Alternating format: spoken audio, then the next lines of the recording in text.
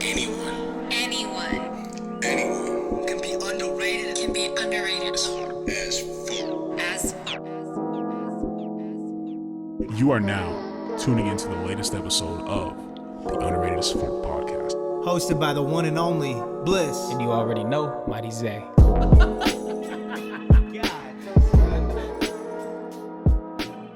Yo, what is good, everybody? Welcome to another episode of the Underrated as Beep Let's podcast. Yo, it's been a couple weeks since we had a guest, so it's super exciting. And not only is it exciting, we got our very first female guest. Oh! Very first. So, needless to say, if she's the first female guest we got, she's got to be a boss. And Real talk. just a little heads up, she's a boss. Thanks, y'all. So we got Negin. What's up, Negin? What's How you up, doing? y'all? I'm good. You feeling good today? Yeah, I'm happy to be here. Were you able to clear the schedule for us? Yes. Because I'm sure you got Pretty a busy busy. schedule. You know what I mean? Y'all are Killing it, busy killing too. Y'all are busy too.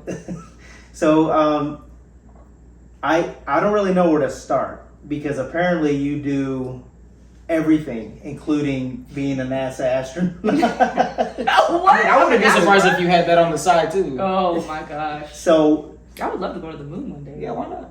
Anyway. Sam, if I could put it in like a broad term, would you say you're an entrepreneur?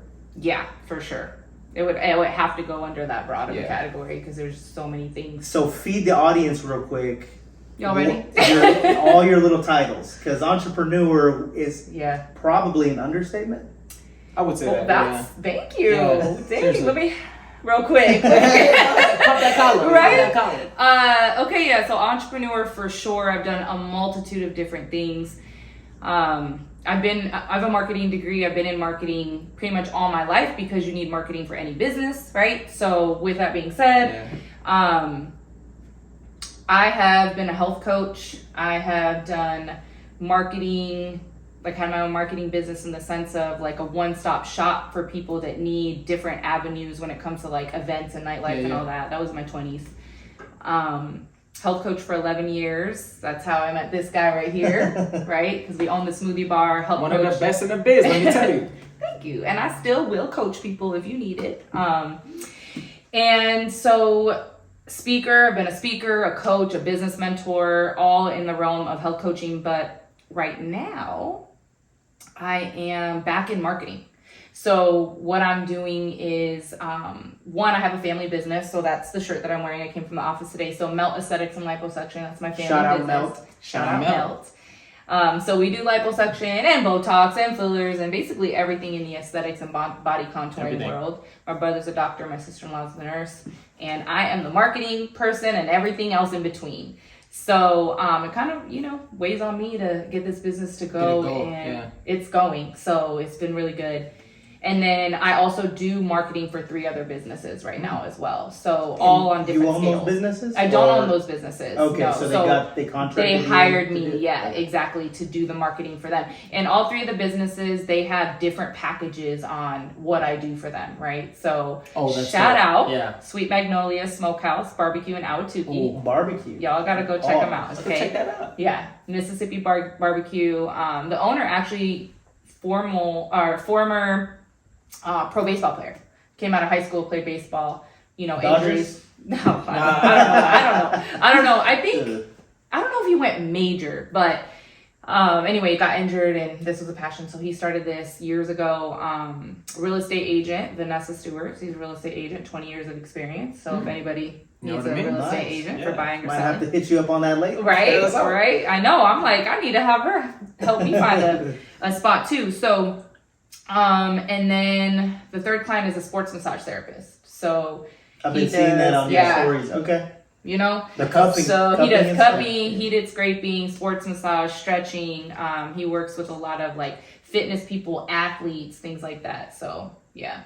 So when it comes to the marketing, because that's what you're mainly doing right now, do you post on their behalf? Yeah, so all 3 of them, I do the social media stuff for, social media management. So I'll go out and grab their content, edit their content, post and manage their content, manage their pages in that sense. I do the meta ads for them if that's in their package. I do meta ads, I do email blasts, lead nurturing. Moly. Yeah, I have a CRM system. So that's one thing that I can do for anybody. So I'm not taking on any more marketing clients right now, but I can that makes sense. Initiate a CRM system for people, you know. So you can only have a limited amount of unless I'm ready to grow like a business with a team. Well, I was just gonna ask because I have to do the marketing for my music, for the pod, and then sometimes for Zay. And I barely have the time for any of that. And gym, work, kids, you know what I'm saying? And you work full time too, so that's a lot. It's a lot for sure. But it also has its freedom, you know, because it's X amount of content days with them based on what they pay. It's X amount of posts per week based on what they pay, what package they have, you know. And so when I know what they need, I can manage. You could grind ahead of time even, huh? Yeah, I can work ahead of time for certain things. So posts I'll get ready, you know, for the week, stuff like that. So yeah, I mean, that's that. And then, like I said, I have a CRM system. So I do build out workflows and funnels and landing pages for one, which is Melt. And then I have another system.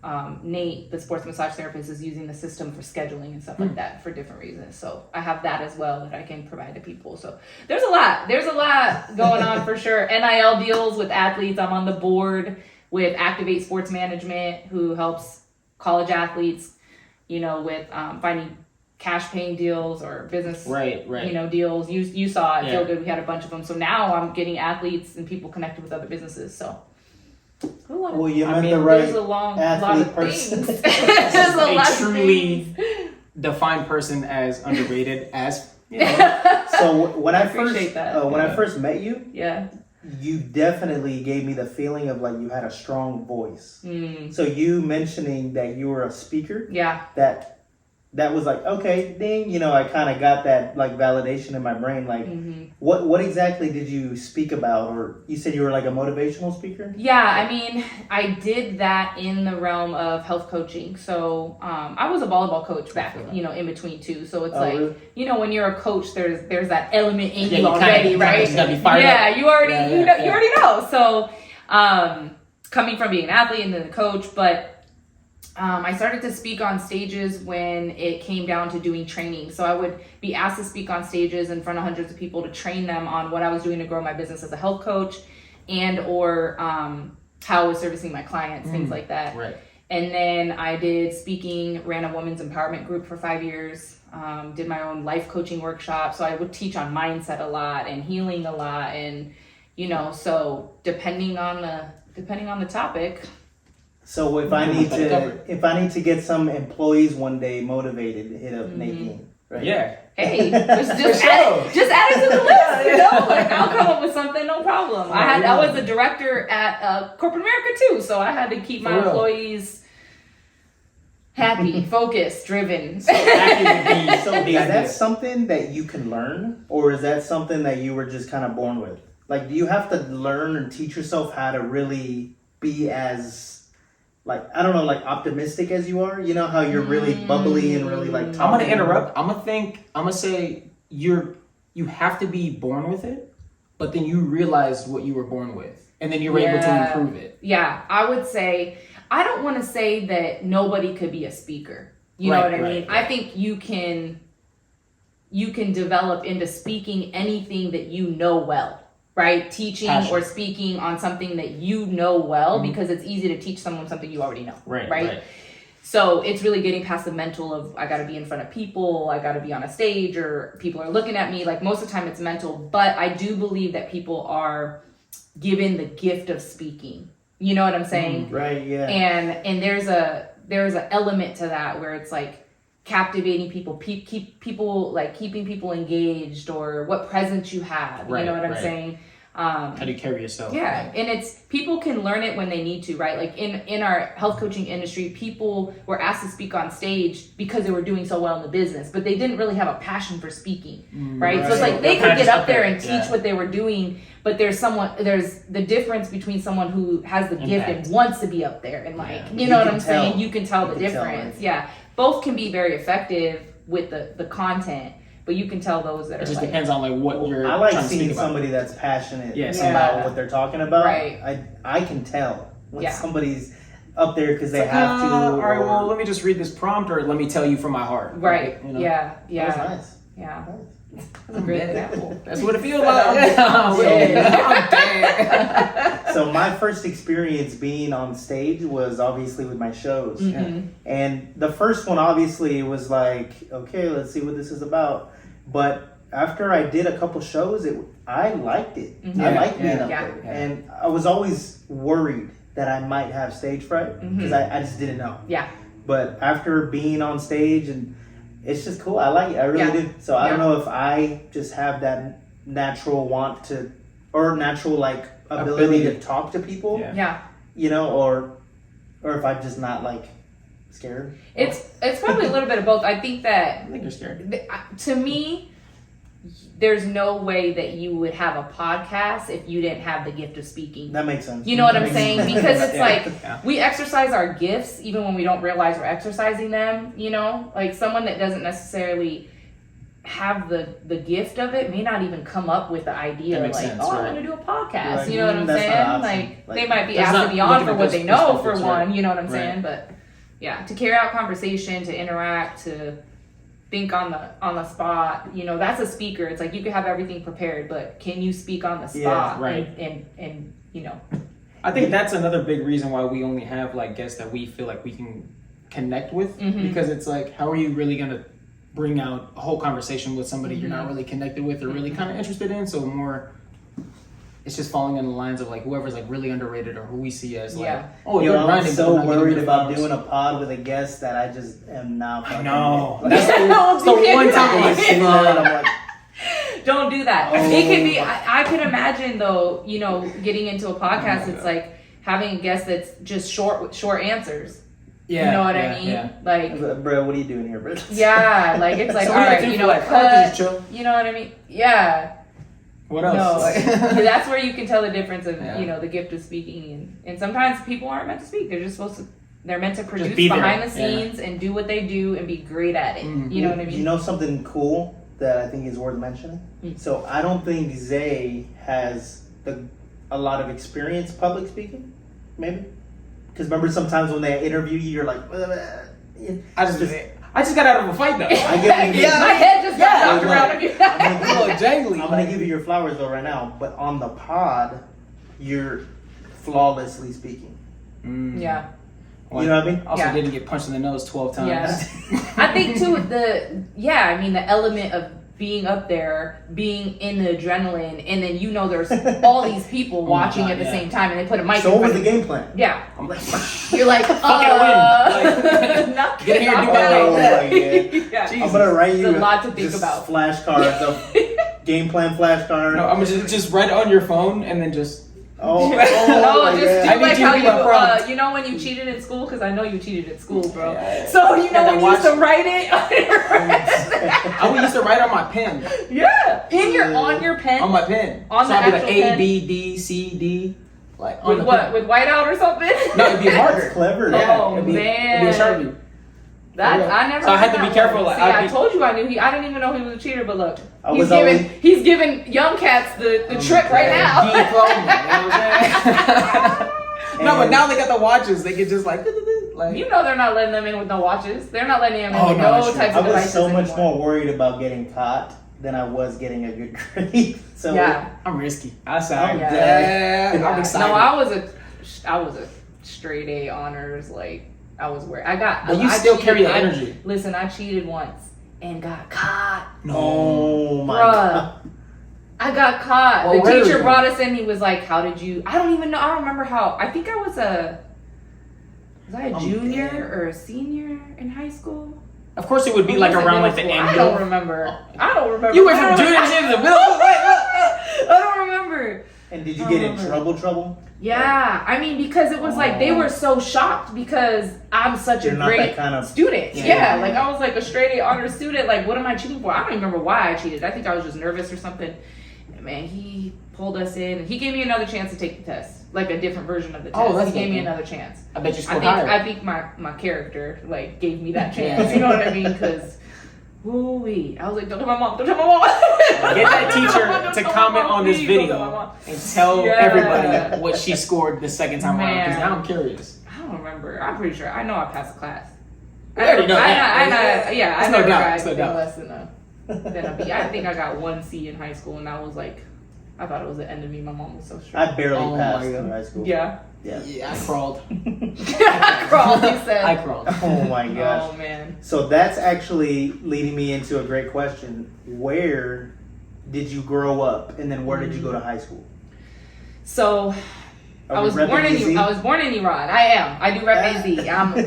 I'm an Arizona girl. So I was born in Iran, but we came to the States when I was 2. And very quickly, young. Yeah. So very quickly we ended up in Arizona. We went to Houston first because I have some family there. Months later we were in Arizona. So I've been in Arizona since I was 2. I grew up on the west side. Glendale? Where's Cortez High School? Like Peoria? Peoria? I think that's Peoria. Damn, yeah, so we were... No, I'm just kidding. Yeah, bro. Okay. So so we were there for a while, and then I think it was also still Peoria when we moved into the house. And then I came out to Ahwatukee at the end of 5th grade. So I ended up going to middle school in Ahwatukee, Centennial, and then Mount Point High School. So I went to Mount Point. Oh, nice. So could I say you made it out of the ghetto? Yeah, I would say so. Yeah. Certified gangster. From Peoria to Ahwatukee for sure.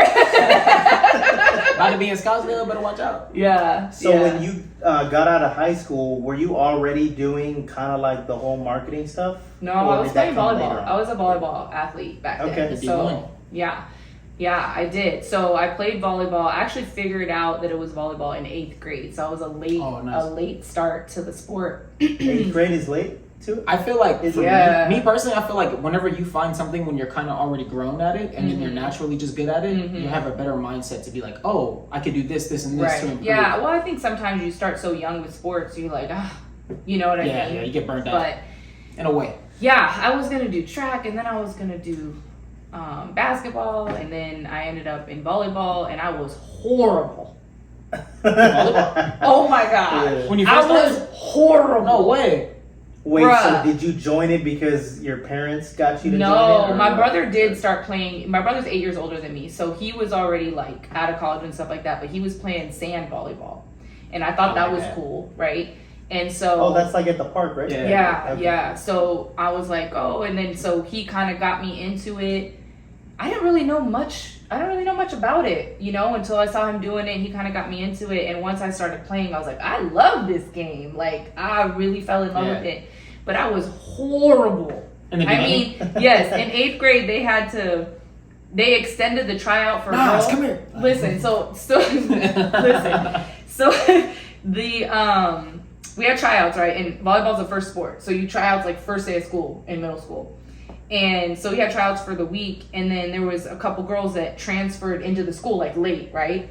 So they picked the players, they picked the team, and they were like, we're gonna extend the tryouts a few days so these girls have an opportunity. And they were like, we need you to keep trying out, basically. Like, I didn't make the team. Right, at first, but... They really wanted you to join, or...? No, I was like on the cusp of cutting, so everybody else got picked. The ones they want were on the team. So how did you still made it in? I made it. How did you make it in? I don't know. Underrated. They picked me. Underrated. Yeah, I was underrated. That's underrated. I'm so serious. Sorry. And then I couldn't serve the ball over the net. I will say sucked. That even right now, I look, you got to do a little.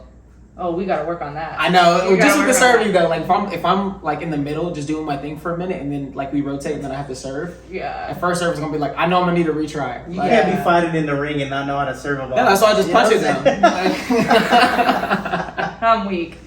So yeah, and then I think the high school coach at the time when I tried out for a club, she was the main coach for that club. I still sucked. and she was like, just put it on, because I was going to go to her high school. So they were like, just put her on the team. But bro, I went from suck to starting that season in club. Oh, that's nice. That's how it happened. It was that fast. That was underrated. Let me tell you. I'm telling you. And then I was freshman on varsity. So it was quick. So did the volleyball lead into college with Auburn? Yeah. Or is that another thing? That was also underrated. So obviously, okay. So for me, I play outside. I'm 5'7.5". So an outside hitter nowadays is like 6'3", 6'4". You know, they're the so you know on the net you have the middle hitter, the hitter behind the setter, and then the furthest out. They're the one that gets the set most of the time. There's like 5, right? So 2 on the sides and 1 in the middle, or no? There's 6 people on the court. Oh, okay. So you have a right side hitter, a middle hitter, and a left side hitter. The left side is the outside hitter. And then your back row is typically your defensive people, which your outside hitter usually plays all the way around. Mm-hmm. And then you have the 6th person is their setter. So wherever they are, they're like the quarterback. Wherever they are, they end up in the right position to take the pass, to set the ball and run the play. They control the energy. Mm-hmm. And so the outside hitter is like your receiver. You know what I mean? Right. I would say your middle hitter is almost like your running back. So you're like, you know what I mean? OBJ over there. You know what I'm saying? You better watch out. Yeah, outside hitter is like your most versatile player. Like it's like go-to. They get every off play and are expected to put it away. You know what I mean? Because it's the easiest, highest set. You for mean them put it away, like spike hit it, spike it. Mm-hmm. Oh, yeah. Nice. So being as short as I was, that's right. That was not. It was definitely underrated for me to just you even must be an have outside had hitter. some springs on you then. I did, but I wasn't like.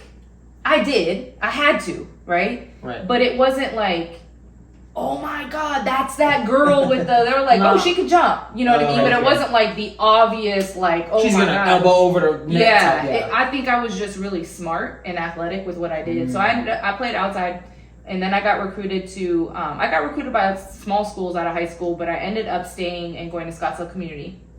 I played outside there and did really well. I was always like first team, you know, whatever. Right.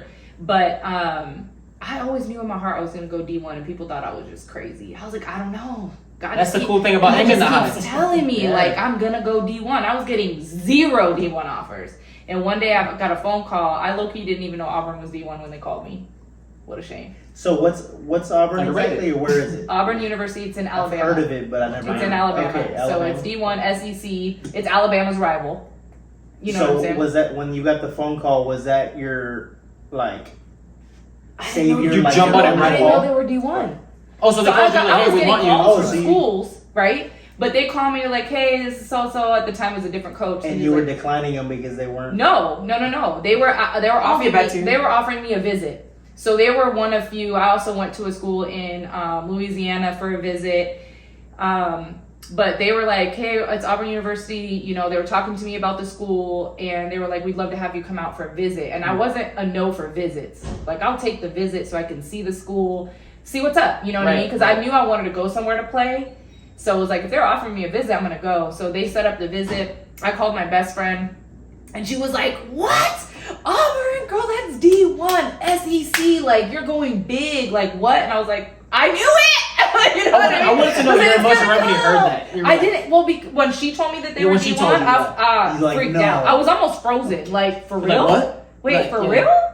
Like, what? Wait, so did you accept before you knew it was D1, or no? So I took the visit. Okay. So they do your letter of intent at the visit. At least at that time, I don't know how they do it now because there's everything. You know what I mean? The portals and there's so much.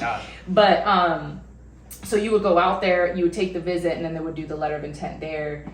It didn't take but a couple hours when I saw that school. Auburn is a beautiful school. Is it? Oh my God. It's one of the best decisions I ever made. Aren't they orange and green? Orange and blue. Orange and blue. Mm-hmm. Yeah. Well, I don't know anything about that school, but I knew the name. Yeah. So it's got to be pretty like reputable. Yeah, it's a big school. Football is like big. So you know Alabama is like big with football, right? That's their rivals. So OU baby. And Alabama doesn't have a pro team. So football in Alabama, college football in Alabama, they're like the big team. Tailgating, the crazy decorated cars, everything from the game is Saturday. They're parked in our parking lot Wednesday, tailgating every home game. It's wild. Wow. It was the best freaking experience ever. But I love the school, so I was I got recruited to play defense though. And I ended up being a starting outside hitter there too. So it was a really phenomenal. You got that inner dog. Like I'm trying to tell you. Like, I'm telling you. It's hard to like recognize like whenever somebody does have that. Mm-hmm. It's like, oh, I got that. Mm-hmm. But then there's other people when they'll see it, they're like, no, like she has that, like for sure. Like you know, other people just don't. You have to be born with that. Yeah. Well, we were talking about earlier, like things hold you back. You know what I mean? And people will hold themselves back, but it's just like.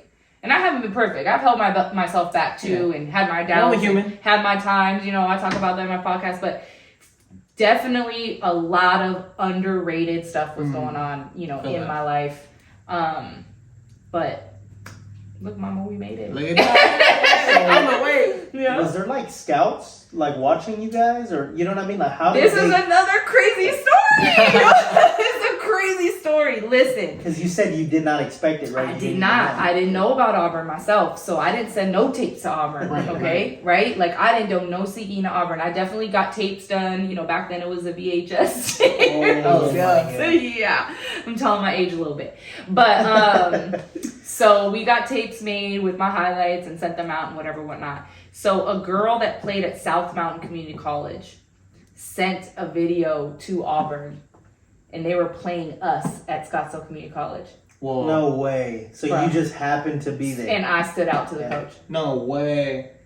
I would on the video. That's pretty hard. Yo. That's when so when I'm saying I'm like I'm gonna go D1, I don't know how, but it's gonna be figured out. Speak it into an existence somehow. Like, listen, but God, there ain't no way.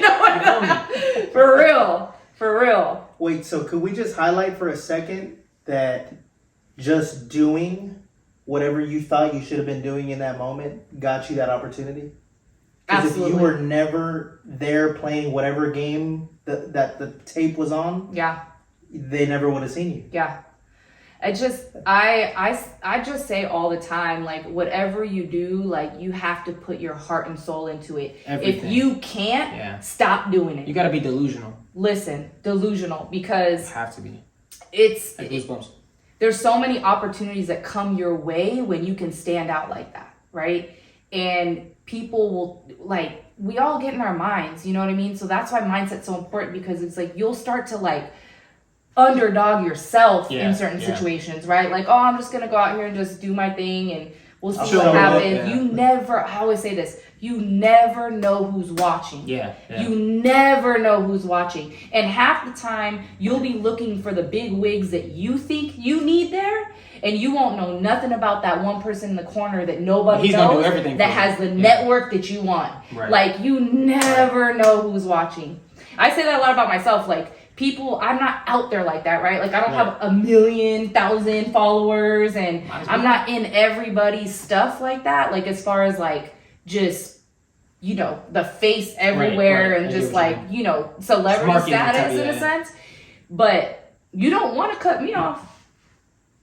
At the end of the day. I'm telling you. At the end of the day. The network that I have, like, you don't want to dismiss, but you wouldn't know that you wouldn't want to dismiss, right? Like, there's athletes right now being considered for cash money NIL deals because of the network that I have. Oh, that's beautiful. Not because of what I can provide, right? But because I got someone linked with the right person in order to make that happen. And now some of these athletes will probably never even know it was me. You see what I'm saying? I feel that. So it's like it stemmed off from you, and they just like they just didn't even know. Like, how was that connection so made? You just never know who's watching. So anytime you're doing a show, don't ever not go full out. Yeah. Even if there's 5 people in the room. Talking about that right now, I was like looking at myself on stage in front of people. I'm telling you. I gotta go hard every time. You gotta bring your A game. Like, the person with the deal is in the crowd, because the person with the deal might be in the crowd. Right. Or know someone. Or they might be taking a video and the person with the deal is watching the video, right? Listen, they post it up on their page and a producer all of a sudden is like... Applause for I'm so serious though. I'm so real. serious. You never know. And people cut, especially in the social media age, people cut people off based on, are they super popular? Are they super known? Do they have 1 million followers? Do they have celebrity friends? I talked about this on a podcast about marketing. People will be like, oh, my friend's a celebrity, right? Or an athlete or whatever. So then they'll be like, yeah, this is my friend. Right. They're a celebrity, and they'll go start offering marketing deals for thousands and thousands of dollars off the clout of their friend, but they don't know anything. But they don't know, They're not really doing anything, right? But now they're hiring me to do marketing, and I'm making sure that it's effective. You know what I'm saying? And it doesn't, it's not about who I know, right? So it's like, we sometimes we cut off the wrong people or cut off our opportunity because we're disappointed that maybe whoever didn't show up or whoever's not there, or we're not in front of the right people that we think. Would that be based on ego? Like, is that an egotistical thing to kind of like cut somebody off because in the moment you don't think that they're good enough or whatever? Right. I just think it's the world that we're in now. Kind of like people are placed on platforms based on things that don't always have value. Now there's a lot of people that do have great exposure that also have value. Right. So I'm not taking it's not like everybody that, you know what I mean, but I can do a little bit like but it just, you know, you just don't ever. Just moving. You just always want to bring your A game on, and you always want to be cool to people, and you want your network to be as large as it can be. Yeah, that's my biggest thing is like, how can I act in front of people with the spotlight that I have? Right. Like it doesn't matter. You want to do that. That he really is serious about that. What? Like he doesn't ever want to underperform. Yeah. And not necessarily like for the knockout. No, he wants his walkout to be extraordinary. Yeah. I mean, from the second my name is mentioned, like I need y'all to understand why I'm here. Yeah. And I need y'all to understand the energy that I'm gonna bring. Yeah. Whether I win or lose. Yeah. You're gonna get He'll me. complain about fights that he wins because he doesn't feel like he didn't like the did walkout. something Mm-hmm. anything. Mm-hmm. And he's like, oh hell no. Like his old fights, he'd be like, damn, I'm a fat piece of shit. My God. With that, it's good that he's critical about himself. That's why you met me. Yeah, exactly. I would not be me. He was fighting the wrong weight class, bro. Oh my God. But I was still hitting them, you know what I mean? Like The wrong weight class, bro. We got him in the right weight class. honestly, I can give you credit for that, like 1,000%, because I don't think I'd be exactly where I'm at right now in this very moment if I didn't have you pushing me the way that you were pushing me, and then helping me and guiding me to that point to where I wanted to be. I just didn't know entirely how to get there. Yeah. And then you just connected that bridge right there for me to cross it, and it was just like, wow, like Yeah. you know what I mean? Sure. That's Yeah, all. I'll always course. be just fully grateful for you. Yeah. You know what I mean? Yeah, it's fun to work with you.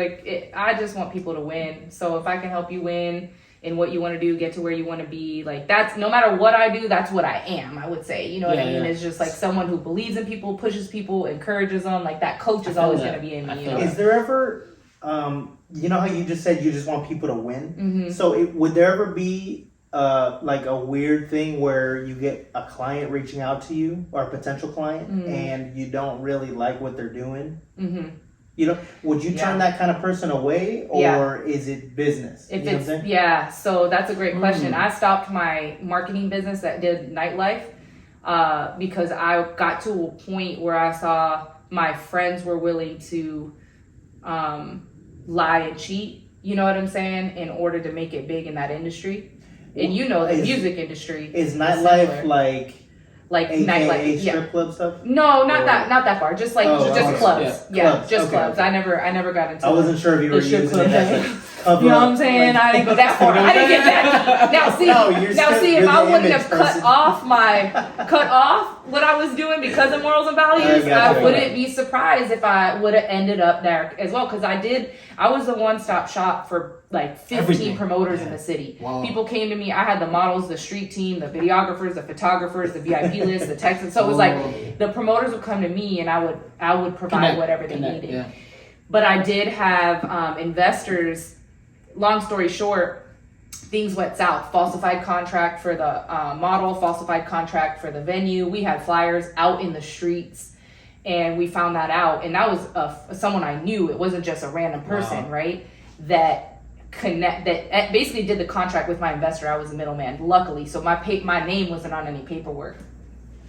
After that went down, I made the decision. I literally ended my business overnight. I'm done because I will not sacrifice my morals and values to make money in these streets. No, right. Absolutely not. My it's reputation. Not it's not even my reputation, but that ultimately, right? That ultimately is what it turns into. Mm-hmm. But it's my morals and values. Like, am I willing to sell out in a way? Yeah, or screw someone over. You know what I'm saying? Or whatever. It's a dog industry. You know what I mean? And so you do gotta be stepping on your know your toes. foundation in order to decide what you are and what you aren't going to do, because you will be presented with things that will go against your morals, but people will do it for money or for clout or for this or for that. And so, yeah, I cut my business. I was done. Like, I'm not doing it. I got to the point where I got, okay, I have thousands of dollars investors ready to go. It was that breaking point where I was about to go up, right? And I was like, it's not worth it. And I went back to corporate America. Isn't that crazy? For the record, I never thought You you did what did you had to do, anything for strip. No, I wasn't sure. I'm dead. Not ever. I don't even know how to I'm work. dead. Promoting booty cheeks. Like. So, shooting into corporate America. Yeah. What is that, real quick, for people that think they might know what that is, but don't? Corporate America is essentially anything that's 9 to 5. Yeah. You're hired by somebody else. You know what I mean? You're I was at University of Phoenix, so I was like in an actual like building, like you know what I'm saying? Yeah. You know, so it was like corporate America for sure, but anything that you do, you know, you could be in home improvement stuff, you know what I mean? And so it's not in a building, it's not in an office, but it's corporate America because you're working for someone else 9 to 5, right? So yeah. You're getting a paycheck from somebody else's business. Yeah. You're either hired by somebody or you're not. Right, you're either an entrepreneur or you're in corporate America. You know. So you went to Auburn, right? Mm-hmm. Did you went for your education, or was it just for the sports of it? Well, I mean, you had to go. Obviously, I went to school there. Yeah. What was your major? Marketing. Nice. Yeah. So I ended up. You knew what you wanted to do from there. I didn't. No. So in JUCO, I just did an associate's in general studies because I was like, I do not know what I'm gonna do. When I went to Auburn, I actually decided to do computer information systems. Right. So I was in the business school for computer information systems, and then you obviously have your electives. And I had an intro to marketing class, and then I had a few computer information systems classes. I got in those. It didn't take but like the first week, the first couple days. I went to my counselor like, I don't want it. Ain't no way, no how, bro. We need to get this switched. This is dry. Like I need to can't change my do major. it. And the only way that did it because it was like that's coming up. That's going to be a great paying job, you know. But I had that intro to marketing class, and I love that class. Oh, that's so cool. So I was like, that's what I'm going to do, and it's. I know what you mean true. because I went to a technical school for music. Mm-hmm. After I went to MCC, and I started doing like the whole. It was for business and stuff, but I figured out quick that I was not interested in I remember that. So I changed my major and ended up being just music theory and like all that. You know what I mean? I kind of get what you mean by you almost have to take some classes. Yeah. So I'm glad that I took a few different types of classes for my general studies, like as far as like actual specificities like you math could get and science, into stuff like that. That was the general study, so I got all that taken care of at associates. So when I went to Auburn my junior year, I had to pick a program. You know what I mean? And in that program, you had already done the associates. Yeah. So I had to like pick a major so that I could at least start you somewhere. were at Scottsdale. Yeah, for the first 2 years. Okay, so that's where you got your associates. Yeah. And so Auburn, it was just volleyball and marketing. And I have my studies, for marketing. That's hard. Which it was tough. It was tough. That's my mom wasn't doing doing well during that time, and so it was real challenging. I ended up leaving Auburn, and I finished my degree at ASU the last semester. Underrated. At the end of the day, you still got it done. Yeah, I still got it done. Hey, it might seem easy to you, but I always wanted to go to ASU, but my grades were never good. Yeah, it was just something that that would have been cool. We crawled. Oh my god! Literally leaping over the net over there. Oh my god! So from your younger years to your college, is there like a specific thing that you really learned that you would like to pass on to other people? Is there anything there, like a life lesson? If you can tell yourself something with your perspective right now, back then, what would you tell yourself? What would you tell Lil Nas? Man, there's so many things. She's like, nothing. No. Learn. Okay, so here's the thing. you're driven to be successful typically from something that's painful, right? Yeah. So it's like, I had a very high standard to be successful in a lot of things because I wanted to be acknowledged because my mom was always busy, right? She was a single mom from another country. She was working all the time. And trust me, she was there as much as she possibly could. But as a child, you don't really get that. it, You right? don't understand that. So it's like, on top of her having high standards for me, but that was, you know, I wanted to. Hey mom, I did this. Like, you know. So I think at the end of the day, something I would tell myself is just, you're supported. You know, you're worthy, because I had the fire to be the best at everything that I did, but behind that was still this, like, it's not enough. Does that make sense? Yeah. It's like the beautiful disaster. Like, you the best at everything that you do, but inside you still feel like it's not enough. I could be sharper, I could be which better. Which drives you to keep getting better. As much as that's a negative, I think in order to be successful, like you said, you need some sort of delusion, point to prove. Yeah. You know what I mean? It's like whatever you feel like your trauma was, has fed you for people who are successful. Now, people that have trauma and have not chosen to be successful, they let it become them versus drive their them. identity. Right. Yeah. So Use I think it it's as a just tool. super important to really understand that, you know, there is a way to appreciate your trauma, you know what I mean? Or the things that you've been through, your pains that you've been through. And as soon as you get to that point, it took me in my adult years to figure that out. But as soon as you get to that point, you start to really thank the things that you've been through when you overcome them. Yeah, because it makes you who you are. And there's a lot of things that you may not have done if you didn't have that. Right. You know what I mean? You think it's possible for somebody that has made it their identity or became kind of a victim of their trauma to turn it around? Or is that just... Yeah, I think anybody can turn around at any point. Okay. Yeah. I would agree with that. You've seen too many people homeless and addicted to drugs and turn their life around. You know what I'm saying? Like, I do think it's possible, but I also think it takes their decision. You know what I'm saying? They have to be absolute. They have to be absolute. And you got to ask for help, and you got to be, you know what have I mean? to. And I'm super about my faith. Like, I think that God can turn anybody's life around in 24 hours. Yeah. So you know the what I'm ones saying? that don't do that, have they just fully submitted to the reality, or do they not? think so. I think they turned off their receptors. Yeah. That's what I think. I don't. Or do they not have like a you to help them? You know what I mean? Yeah. Support. You know, what's funny is being a health coach with nutrition and all of that, I chose I always wanted to be a life coach, so I chose a lot of mindset stuff, right? In my business, I have helped people initially who then chose to take it further to become clean from their drug addictions, like meth addictions and things like that. So you were like a launch pad a little bit. Yeah, right? And a support system, like no judgment, but like, hey, accountability, stuff like that. But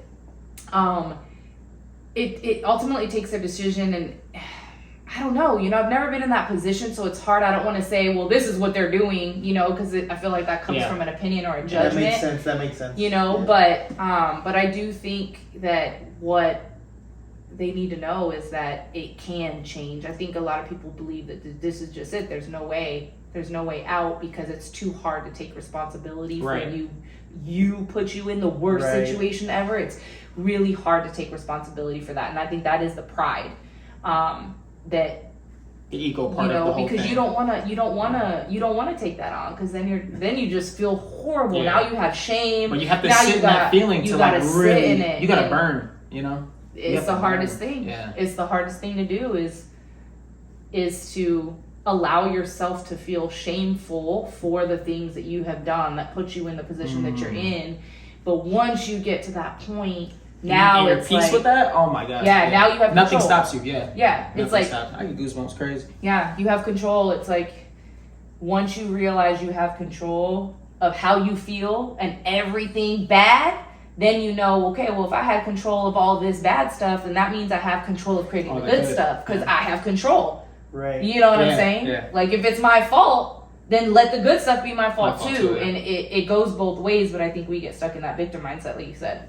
You know, They let that become their identity. I think maybe I come from a perspective of privilege a little bit, because when I see somebody that I know could fix their situation and they're actively choosing not to, that kind of, it just like infuriates me, because I live on this whole thing of being underrated. You know, I'm coming from nothing and I'm trying to turn into something, or better yet, I'm trying to get to this point, but along the way, I am already that. You know what I mean? There's no real like finish line. It's just this whole process, and I think I get kind of mad sometimes. Sometimes when I see somebody that's actively ruining themselves. You know, but you got to think like their trauma is there. There's a reason why they're doing that, and it just looks different than your trauma. I think what happens in our world today is that, let's just say it's monetary, right? Like you're privileged monetary. You came from a wealthy family. You had access to everything. You could have done whatever, right?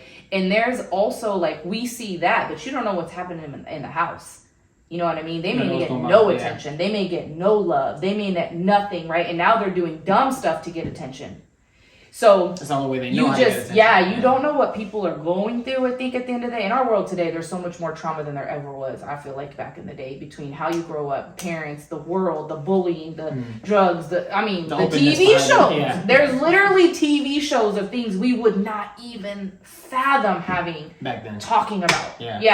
So nonetheless, and those are cartoons nowadays. Like, so I just feel like we gotta get away from comparing our traumas, because it just looks different for everybody. Right. But neither one has the excuse, right? Like your past doesn't define you, period. No matter what it looked like.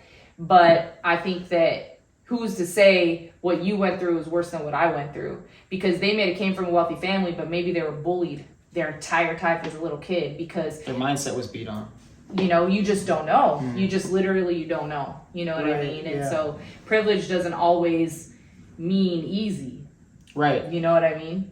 I think that could also categorize under like having privilege would just be having earlier access to knowledge. And so that's what's going to tune you out to be like, okay, instead of me only having this little bit of knowledge and I take this path, I have a little bit more perspective. So I'm going to take this path, and that just led me down the right area I need to get to. 100%. But then there's people that rebel the knowledge. Like, don't do this because blah, blah, blah, blah. I'm like, I'm going to do it anyway. Like, me.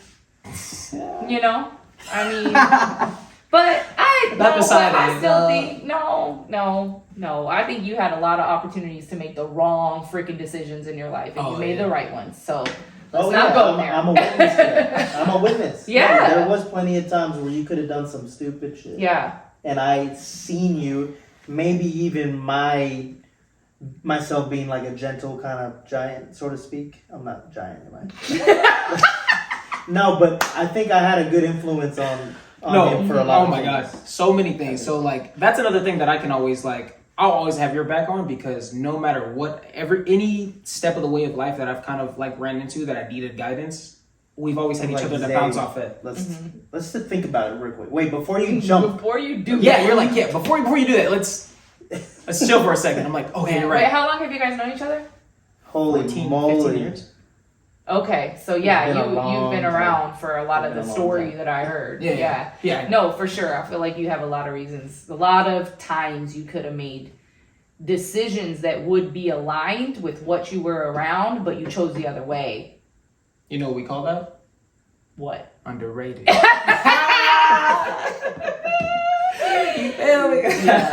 So anyway, So going back to the marketing real quick.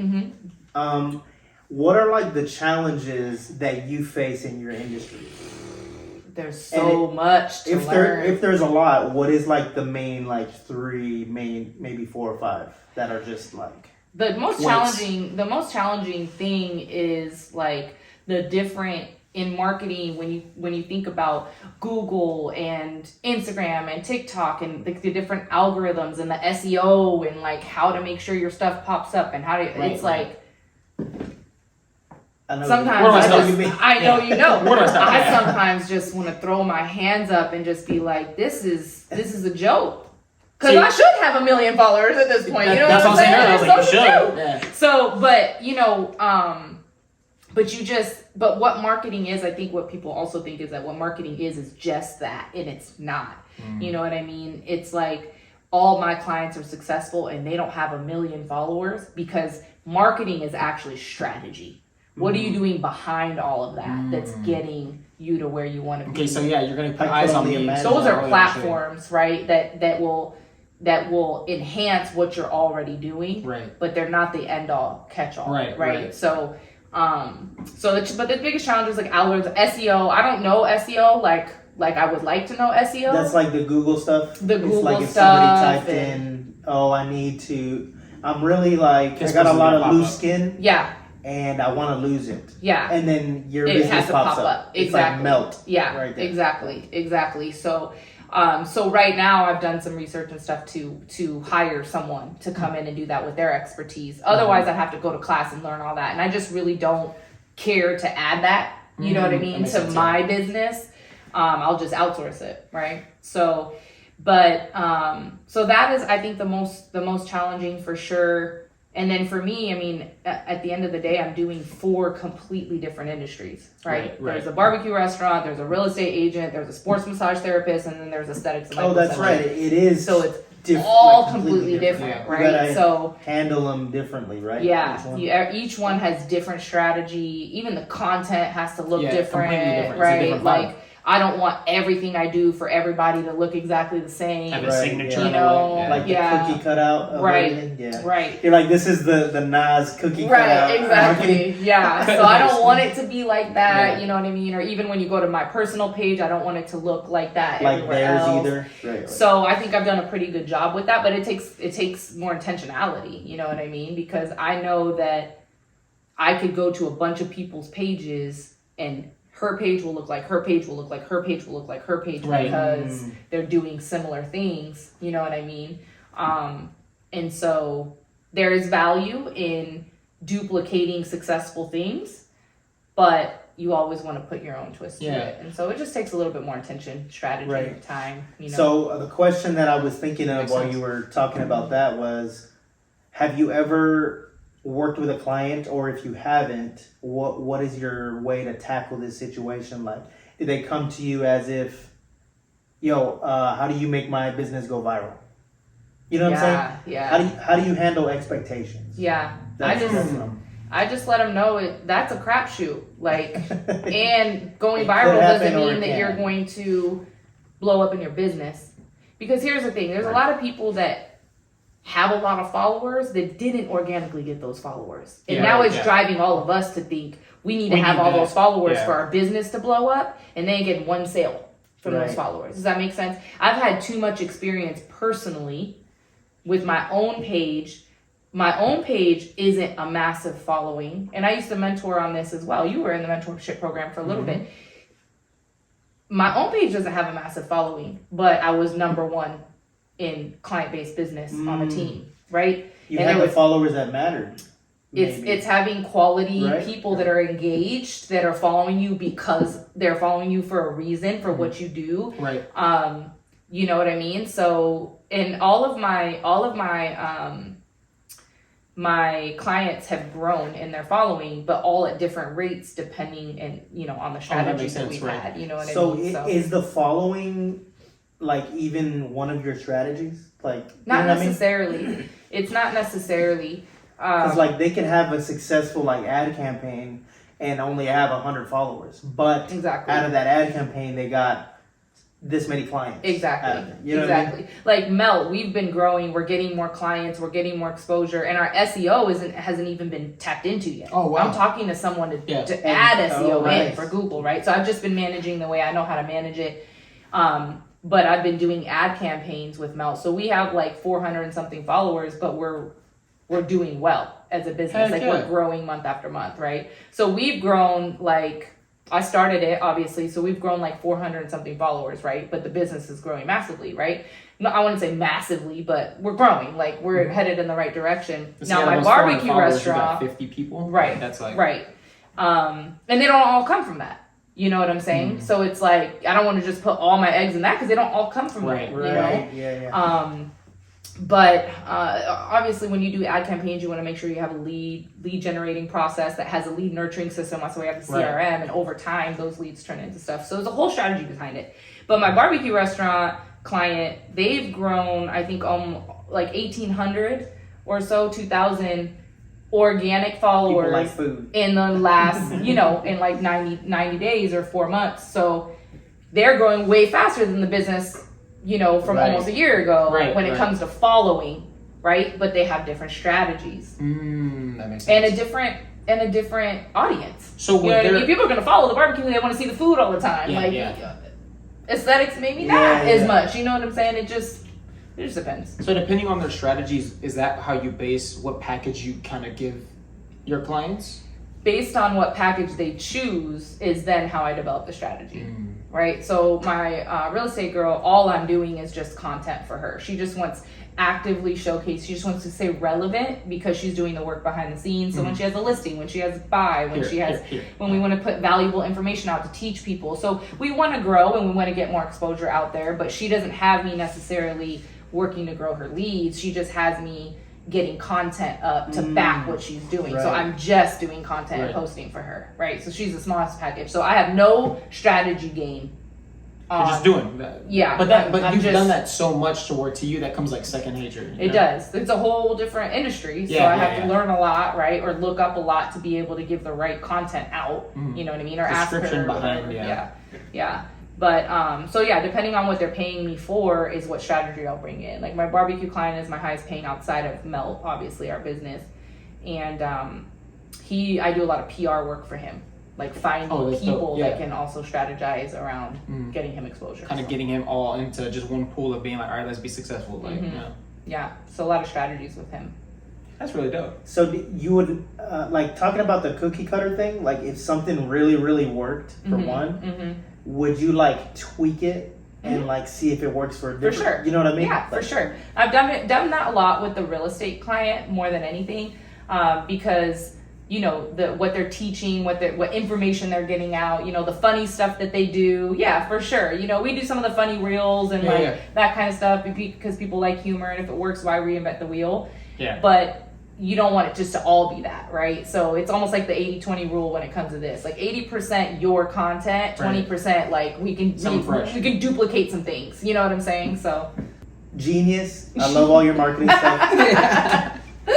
Let's get into real quick the more like things that are gonna be popping here pretty soon.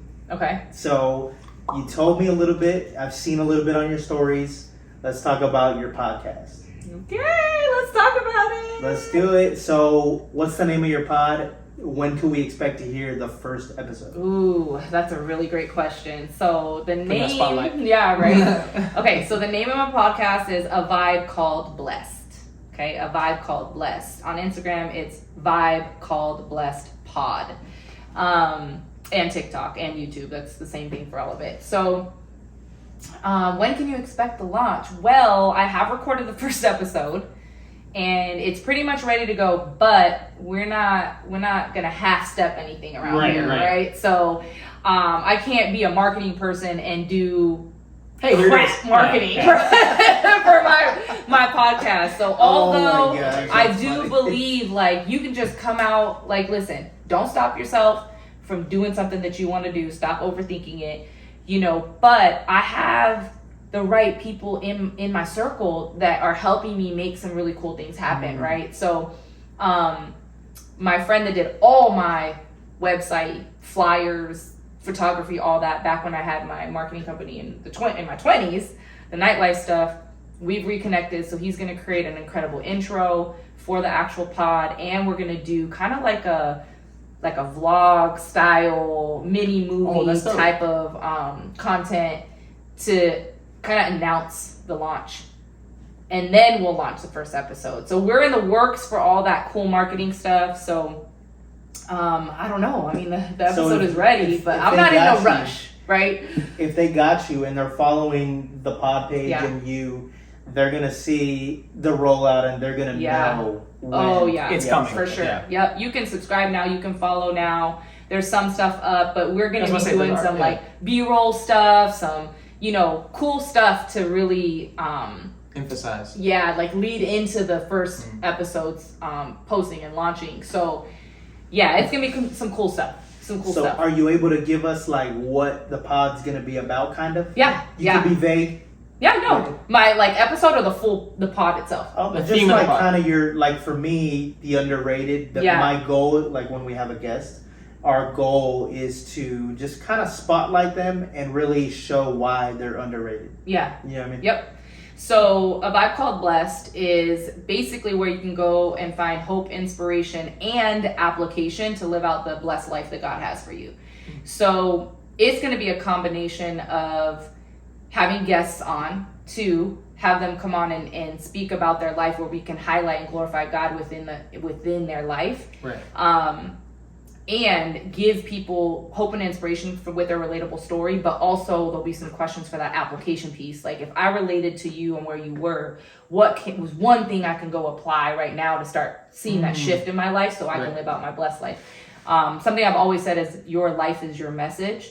So what message are you leaving behind with your life? So I like that. it's a lot of that for the guests. Then I'll definitely have group discussions on for some controversial topics. Some topics, yeah. Yeah, where we can go, okay, here's the worldly perspective, here's the godly perspective, so we can kind of help Oh, I like shift that. some Yeah, that mindsets around those controversies. And then there'll be some where I do by myself, where it's, whatever the topic is. So the first You one know is what that's- just me. You know what that sounds like? That's real so quick? cool. Kind of when it's just me and Zay, we do what we call a gang talk. Mm-hmm. So it's kind of like me and him. We're the bros. Whatever. This is our Chatting about gang. whatever's going Yeah. on. Our family, us, we're a little unit. Yeah. So we just call it the gang talk. Mm-hmm. And it is nice because we can just dive into whatever, have just a nice conversation. Right. You know? Different views, different opinions. Just open up about any and everything. Yeah. Yeah. And I wanna take those controversial topics that may not be favored and bring a different light for people to see them in different perspectives, because I really like that, the perspective thing. it's tough. I mean, with our music, our movies, our TV show, like everything, it's like our kids are being programmed. At the end of the day, we're being programmed. Yeah. You know what I mean? And it's not with the most positive things, and so we got to bring different perspectives on some of that stuff. You That's know what really I mean? important. So I'm excited, and Yeah. I feel like just being with you on this pod, I feel like my vibe is blessed. We blessed, baby. We So blessed. I get what you mean about the name. The name resonates. Awesome. You know what I mean? It's you. also a spinoff of Tribe Called Quest. Is it? Yeah. Oh, A tribe called. Come on, music man. I know. I didn't even make A tribe that called connection. Quest. A vibe called Blessed. Yeah. Yo, it's funny because when for the music thing, there's a lot of things that he knows about music that I don't, Mm-hmm. and it's just always interesting for me to hear like, wow, Yeah. there is that people with that perspective, and I don't know. Yeah. It just feels Yeah. like, yo, Everybody. I mean, I just grew up with that's it. why you never cut anybody off, right? There's different Boom. people that might have different value that you might Could not bring on expect. later on, yeah. You know what I mean? And then all of a sudden you have a new perspective, and now you could just attack life in that way. Like, Yeah. By the way, I saw your little clip about Kendrick or Drake. hard. Kendrick or Drake. What you think about it? I don't know. I'm choosing J. Cole in the whole thing. You already know. Yo, you J. know- Cole's go. And not just for his music, but for how he played this How he's game. handling, yeah. Like he used his platform to take a worldly perspective and give it a godly perspective. Feel that. You get what I'm saying? Yeah. Like And that, then I he posted backed up. that. He I really never. did. He really Yeah, did. He did He did. 100%. He was like, the world wants you to fight. The world wants you to kill. Everybody wants to see blood. Beef. But I'm gonna stand for love right here, knowing everybody was gonna ridicule him. Y'all know how big that is. Wait, Somebody J. that Cole's the big man. Could we- chose their platform for Could that. we agree? I think Yo. we could all agree. That's hard. Did J. Cole win that beef?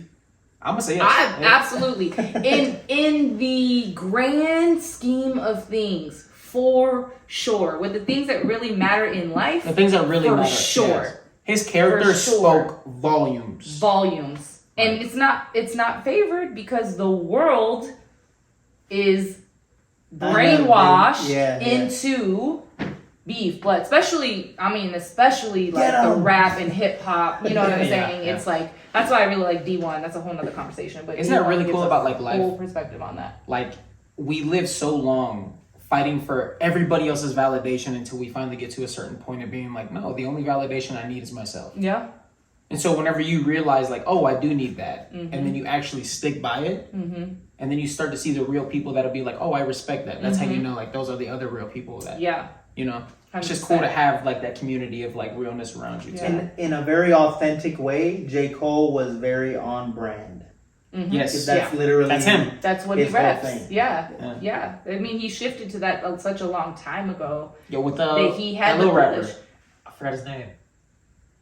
A little rapper? Remember like actually little, or he's a lil in the rap? I think he's Lil. Lil. No, it wasn't Lil Yachty. It was like Little Pump, Little. I think it was Lil Pump. He started talking crap. He said FJ Cole, and then he was about to do the whole beef thing, and he was like, no, as a matter of fact, come over here. We're gonna do a little interview and just like chat it out. I don't know. You don't remember? I remember something like that about an interview and all that. Yeah, so he literally brought him over and they chopped it up for like 2 hours, hour and a half, and then they ended up being cool. Like he was like, hey, what's up with this whole like beef thing? Like he killed him with kindness. Yeah, literally. So it was just like he's just repeating this again. It's so freaking huge. Yeah, it's huge. Do you guys follow D1? No. What's that? Okay, he's an artist, but he's I guess you would say, yeah, he's a Christian rapper for sure, but he holds for that way, and he had kind of held. He was like, with love, brothers, I love you. He had kind of called on Rick Ross, Meek Mill, and who else was it? Jim Jones, I think. And they all came back with blood. They all came back with trying to leave him. Yeah. And he held his ground. Like, so I'm not coming at you from a net. I'm telling you, like, you're out of that game. Stop teaching that game to our young ones. Start talking about the life you're living now, not the life you lived before. Feel that. Like, nobody hates you for that, and you're come up from that. But now you're living your life like this. You're not in that game anymore. So stop teaching our kids that. So I'm telling you guys, like, with love, step up for our community, right? And they all came back just.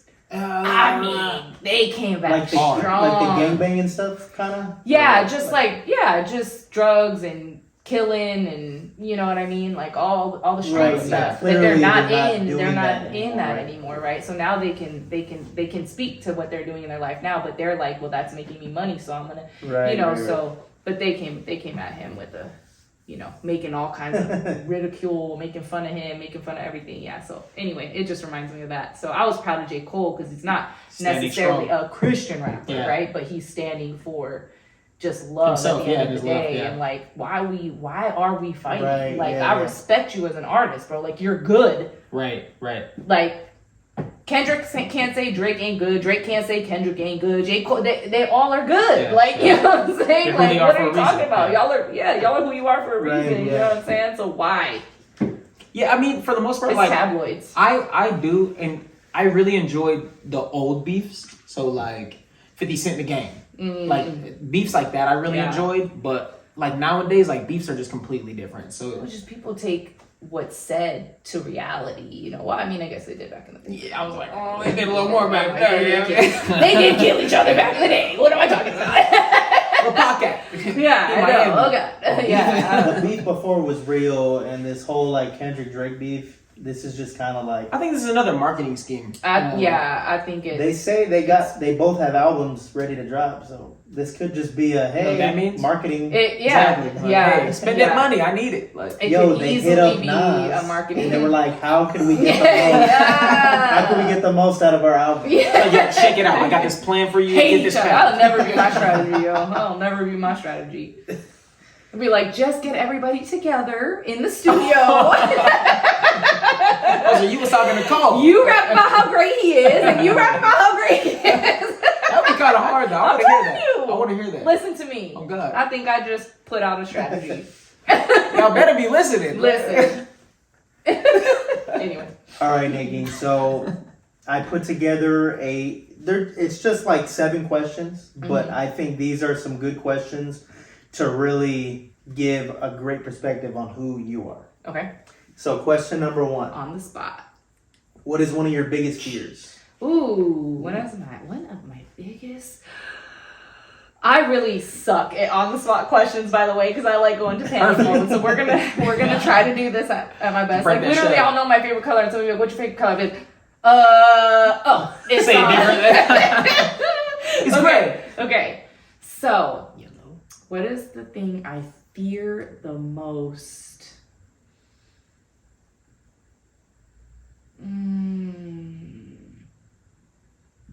About anything, not like it doesn't have to be about marketing. No, yeah. No, Okay. I know. I would say this is such a new response for me too. This is crazy to even see my own. Let's hear it. We're gonna hear it for the first time. Yeah. Breaking. I would say my biggest fear is to resist or lose or disconnect from my relationship with God. Yeah. I feel like that's very big on you. So yeah, so I can new to understand me. that. It's so new to me. I mean, you'll hear about it in my podcast, but it's very new. I feel like you've always like low-key preached that though, like in a sense. I've always had a relationship with God, but I didn't really know God. I always knew who God was, but I didn't always have a relationship with God. Yeah. So it seems like you are really confident in your relationship with God. So, yeah. So it's a big fear, but it would never happen, right? Like, you know what I mean? Look, like the enemy never sleeps. Yeah, I was about to say. And so I'm still challenged. I get what you mean. You gotta have a something routine. traumatic could happen like and derail you, right? It doesn't even need to be traumatic. Like all the enemy needs is a little crack in the door to Seriously. be open. You know what I'm saying? And so Doubt is crazy. Bruh. Doubt is crazy. The torment in your mind is, I have very clear experience with it. And so I have to be on my game. So if you follow me, you'll see that every morning I do my 2024 mornings. It's after my devotional. It's after I do, the things that I need to do to, and I never had a prayer life prior to like last November. Okay, so when I say it's new to me and the transformation it's done for me, it's like I have to continue my relationship with God. And when I fall off a little bit, I can feel it. I can feel it. Like and you get uneasy. I get uneasy, and Anxiety, I start hearing doubt. the wrong things. I start doubting again. I just you know what I mean. And now that I'm aware, it's like I can bounce back quickly. But I think it's just so important. Yeah, I feel like one of your losing that relationship with God, I'm so scared to go back to the dark where I was, which again, I talk about that in my podcast. The last 2 years, like, y'all saw me because I know how to, but it was very dark behind the scenes. You know what I mean? And so I had to get real with myself. Yeah, thank you. Thank you. I appreciate it. I mean, I did, but the people who were closest to me, like next level close to me, they experience a not good version of me. I wasn't the best friend. I wasn't the best person. We have to go through that sometimes. Yeah. We have to. So yeah, I definitely talk about that in my pod. So now it's like, because I know what it's like to have a relationship and I know what it's like to not have a relationship, I fear that the most. Right.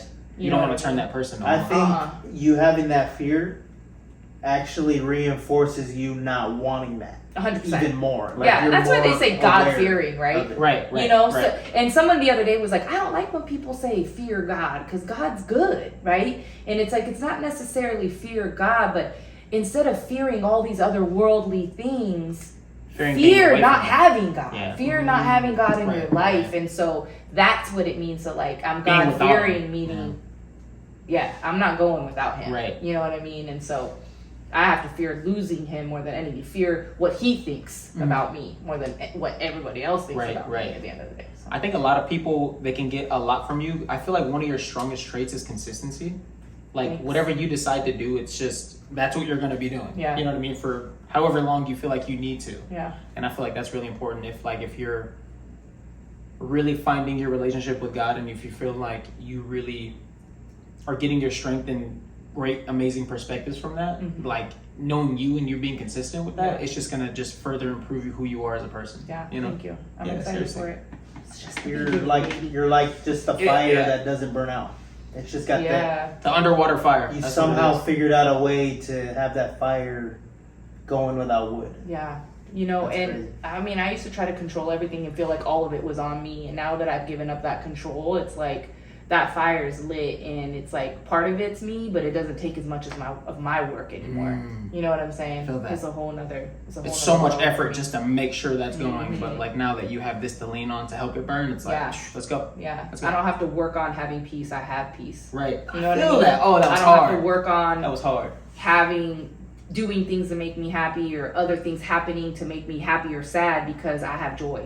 You know what I'm saying? Like, it's so different. And I used to hear people like that talk like this all the time. Be like, flip right there. Yeah, like that's hard. That was real. That was some real So Yeah. my Real next talk. question, I don't know your personal situation. Yeah. So just answer this as if everything was a reality. Mhm. Right. So if you could only save one, would it be your son, your husband, or your father? So I don't know your situation, but just answer. Yeah. If you had the 3 men of your life, the 3 men of your life, who you saving? You can only save one. So I don't have kids. Okay, so that. But you have an idea because Yeah, and so my first is like my son. I don't have kids, but I feel like right. if I had That all would be three, your right? main- My last thing Right. would be my dad because I didn't have one. Mm. You get what I'm Ah. saying? Feel So, that. but I feel like my son would be my answer, you know. But in my real life right now, it'd be my husband. I don't have one of those either. No. Dang, I don't have a father, a husband, or a son. I hate this question. That's why I like asking it because everybody Theoreticals. has a different answer. Yeah. Literally. Yeah. 'Cause some people they have different situations. You know what I mean? Some people don't have kids or a father, but they have their husband. Yeah. So it's like, oh, my husband. Yeah. You know what I mean? Yeah. Nice. I like Yeah. it. Well, I don't got any So of them. she doesn't have a kid, but the kid would be the first one. Yeah. If I had all three, I would say my son. And I would imagine that my father and my husband would encourage that same response. I hope so. You know what I'm saying? I feel like a kid always got to be first, no matter what. Yeah, I agree. I mean, they got the most life ahead of them, and And that's me and you in Brother, one person. right. Brother two are like, kill a kid. yeah. I don't know. I really think everybody would choose the kid. Hope so. I would hope so, but you know, You never know. if I'm They're married like, oh, to we'll a make husband another that one. would tell me to save him before our son, then I'm gonna have to divorce that husband. He doesn't have that moral compass that you Okay. do, right? Yeah, he ain't ain't, J. he Cole. ain't gonna be my husband anyway. I would have already caught Right, you that would've red flag. So on that topic of living and dying, whatever, in your personal opinion, what do you think happens when we die? I think we go see God. Yeah, I think that is a blissful place. Bliss. Can I ask another question on top of that? What is seeing God to you? Like, what is that to you in your perspective? Like, in Like your, seeing God now. No, like what is What does it look like when we pass? after? What is that? Because I feel like everybody is like, oh, heaven, but what is heaven in their perspective? Like, what is? I don't really know. What is your idea I of don't that? really know what heaven looks like. I don't really know if I have a vision. I just see white. I think that's from the movies. Maybe everybody's dressed in white. Feel There's that. white clouds, Morgan white, Freeman. white gates. Don't they have that? Isn't that in the Bible? Yeah. Like white gates? I don't know. It's like So- all white, And then, like, cloudy. singing, there's like There's their doves trumpets, and It really is like that. I'm gonna be like, Yeah. they got that spot on. Like, But the most important thing though, there's milk and honey. That's the most important thing. yeah, I'm saying It's sweet, and you could potentially make chocolate milk. So we good to go, baby. you got some sweet milk, we're good. Yeah, so I don't necessarily know what it looks like, but I just feel like what it's going to be like is everything that we have, any negative feeling we have now, whether it's stress for whatever reason, relationship, kids, money, bills, whatever, whether it's pain, whether it's hurt, it's like all of that just goes away. You're just joyful, blissful, peaceful because you don't have the world stuff. Right. You know what I mean? right, See, So yeah. I don't know what you do. I don't know what right, we're gonna be right. doing up there. Do we go? Are there Floating. drive-throughs? See, Like, my whole perspective, like, do we eat or are we not hungry? I don't know. I'm gonna be eating. I eat now. But so- you might not have the temptation of hunger. I'm a like miss I it. don't know. I don't know. We I don't really have don't the know. body, right? Right. I'm gonna miss You don't eating have the homemade flesh. cookies. You don't even know what they are. I don't know. I don't know. It's a very weird concept. I think, have no I think idea for me what it looks personally, like or feels I like. would say what heaven is to me, it like I can't use my eyes. I don't think it's a visionary thing. Yeah, I don't think it- so either. I think it's a feeling. Yeah. And I think that your soul gets to experience exactly what you think in your like inner being, what you think peace and happiness Yes. and like blissfulness is. Like, you know what I mean? So Yeah. for me that's what I think I feel that like it doesn't look like anything to me. Like I don't have to see anything, but as long Yeah. as I can feel, then Yeah. for me that's like, Yeah.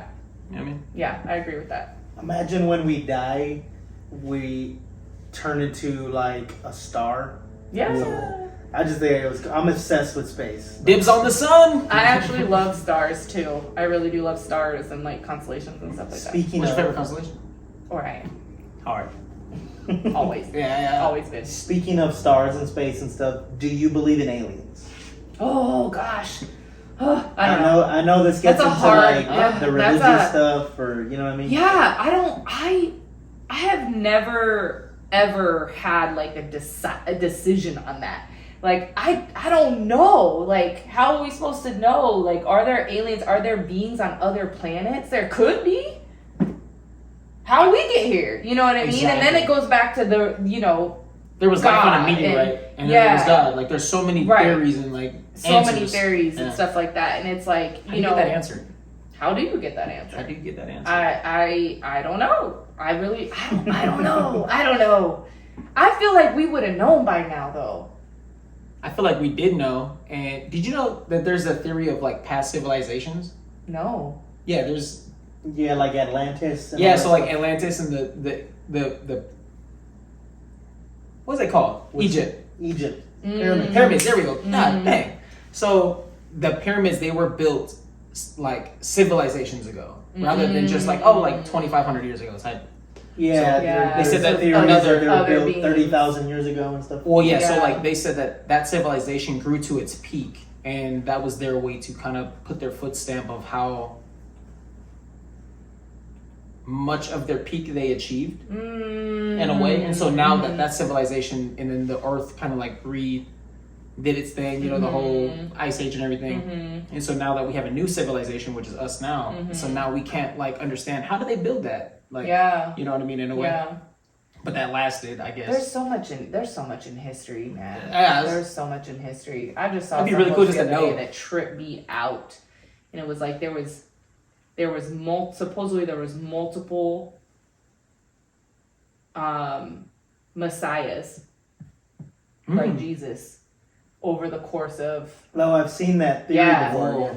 That'd be really cool. and they were all the same. They were all called the same, not called Jesus, but like some of them actually had similar names. In a term of like. But they literally did the same thing and born on the same day, Whoa. December 25th. Literally, I saw this post and I had all of them, and I was just like, and people were using that like, see, it's not just Jesus. I'd be like, actually, looking at how consistent that was. I mean, that kind of. We don't know enough about them, but it's consistent with them. So But I'm these right here? still on Jesus. They were born on the same day. We got Jesus, Okay. we got Jesus, we They all got did George. they got all they did all the same things. But we got In a Jesus' different stories. way, Bet, I'm right. following that story.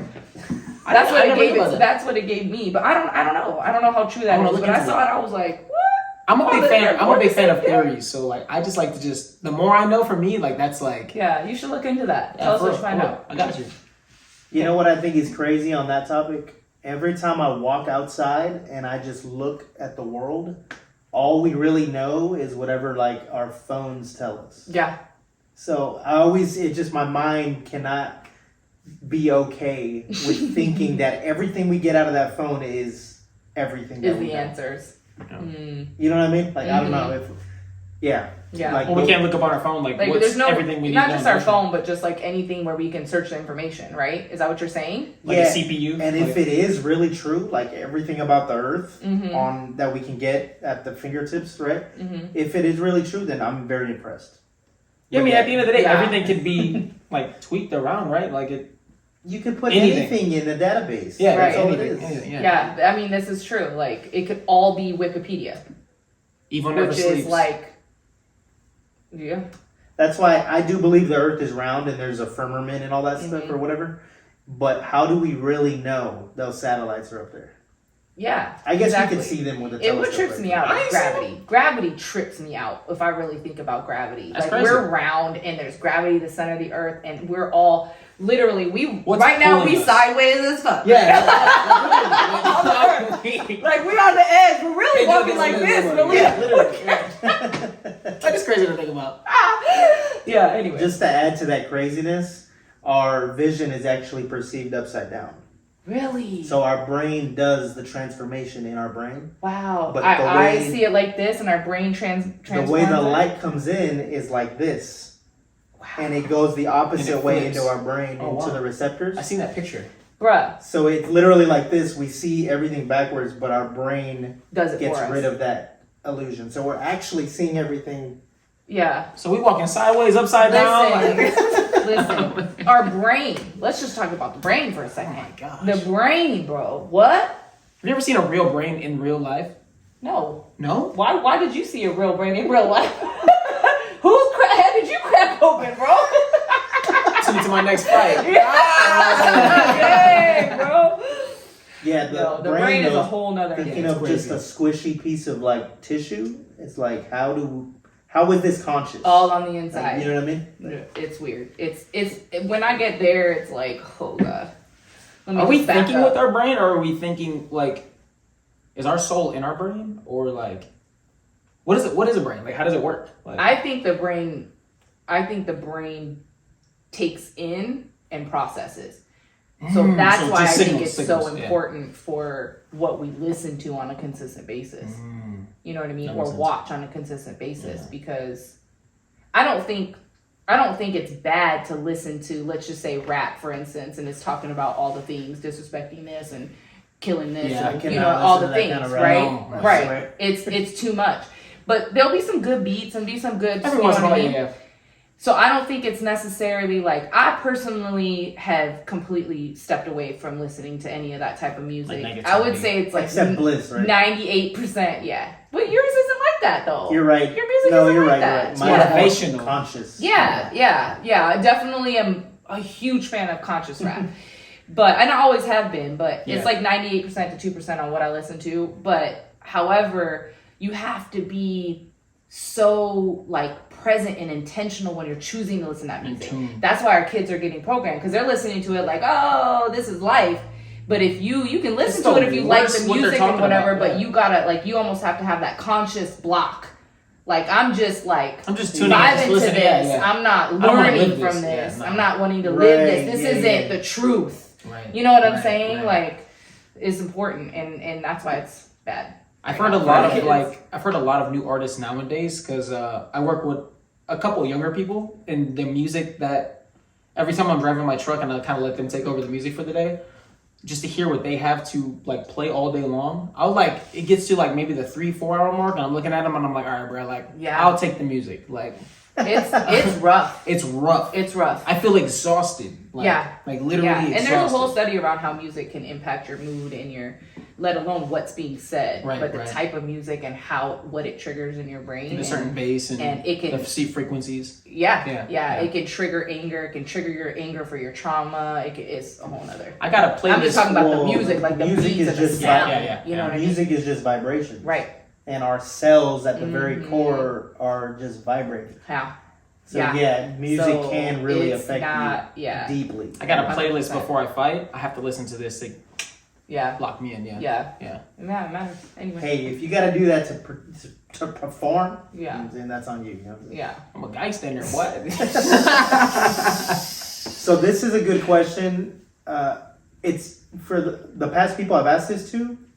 I've gotten different reactions because not everybody's as emotional. I know what right? you're asking. So when was the last time you cried?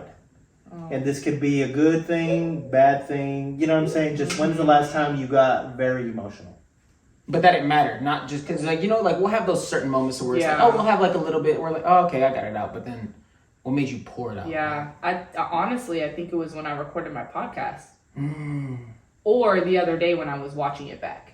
So it's the same things. You know what I mean? That triggered the emotion. So did you just leak to us that on episode 1 we're gonna see you crying? Yeah. No, just You kidding. are. You are. Hot You take. are. Hot take. 100%. So what was it about that No. that really got? Was it just the like you finally did the pod? And No, it, just, it you know was what I me mean? talking about What you were going that through. time of the Mm. darkness and what happened with my circle of friends and the things that I had experienced and the person that I became that I'm not So you proud got deep. of. Yeah, I got pretty deep, which is Nice. how I got to. It was like, how did I get to finally doing the podcast? The podcast has been on my vision for years. Right. Right. And I had different ideas for it. I wasn't doing an athlete one. I was, you know what I mean? And I arrived to this one, and it needed to wait for everything that I had went through. You know what I mean? So it was like, well, this is what's happened over the last couple years, and how I got here. Wow. That's beautiful. So I got very, very Give me goosebumps. vulnerable about stuff So, that people have not heard about. Am I gonna have to what get I a like. box of tissues to watch this, It just or depends should on I bring how emotional. popcorn? Both, just in case. Just in case. Yeah. Nice. You run through the whole ranks of emotions, like. I did. I'm excited. I'm excited Yeah, no, seriously. for my podcast to really actually showcase more of my goofy side, because people have seen me emotional. They've seen me kind of like talk about stuff, like, you know what I mean? Being a strong. Yeah, woman. and like being deep and like Right, all of that. right. So, but I'm excited to have guests and give them the highlights so that I can just be goofy and people can see another side of me. Right. Because I'm also really goofy. That's You know the what side I I mean? know. Anytime I think about you, that's what I'll think about first. Goofy? Yes. Yeah, I'm not even playing. Like, that's what I think, because like me and you, every time we're like linking up, it's always just we're just being goofs. Yeah. Like, it's just funny. Oh, like, that makes me so Well, I mean, happy. You're a goof too, you know, right? Yeah. oh, Yeah. That's awesome though. That makes me No, so but happy seriously, because yeah. most people see me as like direct and on my game and You need strong. statistics and you know analytics what I and mean? other And shit. just like motivational and you know what I mean? Yeah, It's yeah. like, yeah. well, me personally, like, and I'm pretty sure, like, I'm not gonna be the only one who thinks this. Like, it's whenever I think about like any memory with you, it's just more of like we're in the moment, we're laughing, we're having a good time, and we're just enjoying what we have right there. That's awesome. You know what I mean? Rather than just like, oh, we're just talking about like You just took my Game favorite plan. person spot. Just kidding. take that. Yeah. So wait, yeah. we gotta kill now. Yeah, right? That person's gonna be mad. Yeah, right? Good luck. No, it's all good. So if you knew you were only gonna have one more meal, what would this meal Oh my be? goodness. Your last meal. I said it think earlier. it would be a Persian dish. I Yeah. like Persian food. Yeah. Do you? Yeah. And I it's so only know good. about Persian food because we used to work. Yeah. My dad used to be managing this limo company Uh-huh. called Mirage Limousines. Mirage. I was thinking of Indus. Yeah, I know. He worked for different limo companies, Uh-huh. but the owners they are. Yeah. Persian. Yeah. Yeah. And Word. there was a time where he took us to, I don't remember what it was or where it was, but he took us to this amazing Persian spot because he Yeah. said we have to try it. Yeah. That was really bomb. I No. like Persian It's food. right Is it down. in Scottsdale? Yeah, so it's Somewhere on in Scottsdale. Scottsdale Road, and You were there, Frank right? Lloyd Wright? When he bought Like us all. North yeah. Scottsdale? Was It's it a a- restaurant? Like a sit down no, nice it's like a restaurant? chill, Oh, It was like hole the in the mom wall. and pops. Yeah, yeah, Mom yeah. and pops. Got it. Yeah. But it was, I was like, wow. He's like, no, this place right here, my friend. Yeah. I'm like, whoa. What My did you friend, get? yeah. The kebabs or what? You don't remember? I don't even remember. I just remember the it meat, being the so kebabs and good. stuff. The meat's so good. That's Yeah, the pretty meat. common. That's what I was It's talking pretty about. common. But yeah. So what? So like you say a Persian dish, What's like the what would perfect Persian dish? Oh, there's two dishes that I really love. throw them in there? That's your last meal. Yeah. That's your last meal. Throw them in together. And you Yeah, gotta seriously. include a drink. What's the drink? And the sauce. No, for real. A sauce. So. Don't forget the Okay, sauce. okay. So the drink I already know. It's gonna be one of our energy teas. Like I literally Oh my can't go God. a day without one of our energy You have teas. no I idea make how one much I every miss single that. morning. I've tried one of those, right? Yeah. You brought them home all the time. I miss that pineapple crush. So Oh yeah, yeah. Oh, I you know. know So I it. still make them at home. I have the tea in the lift off, and then I Yo, we're flavor gonna need them. those the rest Yeah, of the that's Yeah, just I it, got though. you. I just ain't- I got you. He just, you know. Bro, can you like do Yeah. it? Or what? Figure we it out. talked about this. I'm hard headed. So that's the drink for sure. And then I would probably say it's called zeresh polo. So it's rice. Polo is rice in Persian, and then it's like this certain sweet and sour type of like berry that goes on top, and then chicken, and then the taddig is like the fried bread underneath the rice. Is it fried chicken or grilled chicken? It's not. It's neither. I think it's just sautéed. I think she just Yo, sautéed you it. just blew his Yo. mind. He said there is something other than fried or Huh? grilled chicken. I was like, wait, what? Yeah, you can boil it. You can. Yeah. It's like boiled and sautéed or something. With the broccoli. But Yeah. Nice, that's cool. That's a first that we get a person that says Persian. Mm-hmm. 'Cause usually it's like a restaurant. Well, I'm good with chicken and fries. I'm 100% Persian, so Yeah. I know people think I'm like biracial or. Do you have a good Persian spot? Yeah, so Persian Room in North Scottsdale is really, really good. It's like a nice restaurant, I would say. Well, let us that's know my when favorite. you could take us. The Persian Room, okay. And it's family friendly? Yeah. Okay. Yeah. Because I take them everywhere. Yeah, yeah. They're like Brandon, girl Brandon. Oh. I get my best friends in so many different. Yeah. So this is my last question, and this question is, I don't know, we could potentially get a really good answer. Okay. So, if you were in a room full of people that you've ever met in your life, All the people I've met. all the people you've ever met in your life, Okay. who That is would a you big be? ass room. Who would you be looking for? Jesus. Right. Seriously. No, for real. Who would I be looking You have to have had a person that flashed in your brain. Real quick. You've Like, had to have Bruh. had somebody. I didn't. it just went blank. Yeah. Wow. I then just see again- a bunch of heads. I was about to say. I told you on The the, back of heads? on the spot questions. I'm just like. She said, I don't care about none of y'all big heads. I'm not gonna lie. You know who I thought you were honestly gonna say? Who? Me, bro. I'm You? like, no. Zay, God damn. He narcissistic. No, I thought you were gonna say, like right when he just said it, I thought you were gonna say yourself. That's not a bad response, honestly. But I wonder who you would pick. oh man, that's hard. Because we gotta know right now. That's hard. Shout him out. Probably my brother. Mm. And it's not. I mean, now I work with him, so I see him and I talk to him a lot more, and we. But back then, like, But y'all were kind of, you know what I'm saying? that's what you're supposed to But we've never been like super close. But it's like I just know no matter what, my brother's got my back. do. Oh, that's so You know what cool. I mean? Yeah. And no matter what, we'll figure it out. And no matter what, you know what I'm saying? Yeah, yeah. Like, it's like we don't need to necessarily, and I don't want to say we're not close, but we're not like, it's not like, oh, I just call my brother and just like, you know how some people are. But yeah, I would say, because I see this like whole room of people almost like I have to choose one person. Yeah. That's how I see it. When you Yeah. said that, that's how I was like, I mean, You. who am I looking for? Is like, oh, my best friend, because we're about to go out. You know what I mean? Or Oh, like, you know yeah, what I mean? yeah. But it's like, What scenario in this can I whole room of create? people, who are you looking for? I felt like I had to like, who can I lean on? Yeah.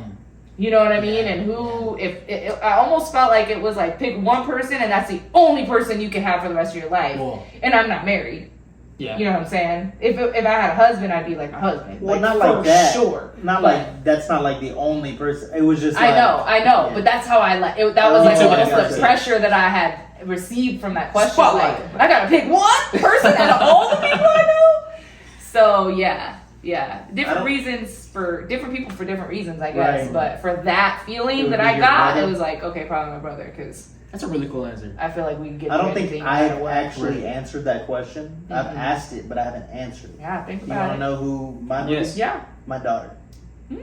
She's the coolest person to randomly just see. Like, Yeah. I will say that. She remotivated me to get into music. Oh, I love Yeah, that. She's the reason why I work as hard as I do. It's Yeah. just she is my Driving. motivation. Yeah. You know what I mean? Yeah. My light, everything. You know what Yeah. that just reminded me? That makes sense.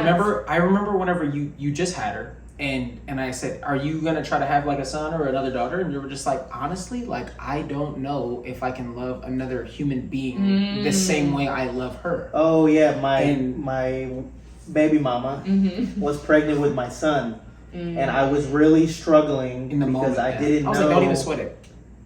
I didn't. I know you who know, you you can can love them fathom equally, yeah. loving another thing as much as I do my daughter. Yeah. I just couldn't. Yeah. Fast forward, I don't know how, but I Yeah. have equal love. Yeah. You know yeah, what I'm saying? Yeah. So it's just Yeah. cool. It's good Yeah. because I was so worried that I wouldn't be able to love them. He'd be like, "Oh, he's cool, but Yeah. my daughter's over here." Like, Yeah. I was like, "No, don't even." These like, are just me- my mental. Right. Yeah. things, right? Yeah. I'm sure you're not the only dad that's ever thought that before. Right, Like, right, you know what I'm right. saying? Like, yeah. You see, me knowing you to your core, I was just like, bro, don't even sweat that. Yeah. Like, that shouldn't even be a thought in your head. The second you see him, her, I can't even It's think just gonna about be- how I felt then, though. Like I'm Yeah. trying to put myself back Yeah. in those shoes. I can't. Yeah. I can't imagine taking that love away now. Yeah. You know what I mean? Yeah. now Yeah. you have perspective. You know what I mean? Yes. It's hard to take away perspective once you have it. But yeah, for me, my daughter, like, Yeah. That makes sense. out of everybody in the entire world, she can help me move like mountains. Yeah. Like, you know what I'm Yeah. saying? Like, That makes sense. Yeah. That's awesome. She's so cool to talk to, That's too. awesome. She's at the point now to where, like, she's able just to, like, she can talk. Yeah. Like, she'll talk to you. She's so smart. Like, That's awesome. she's badass.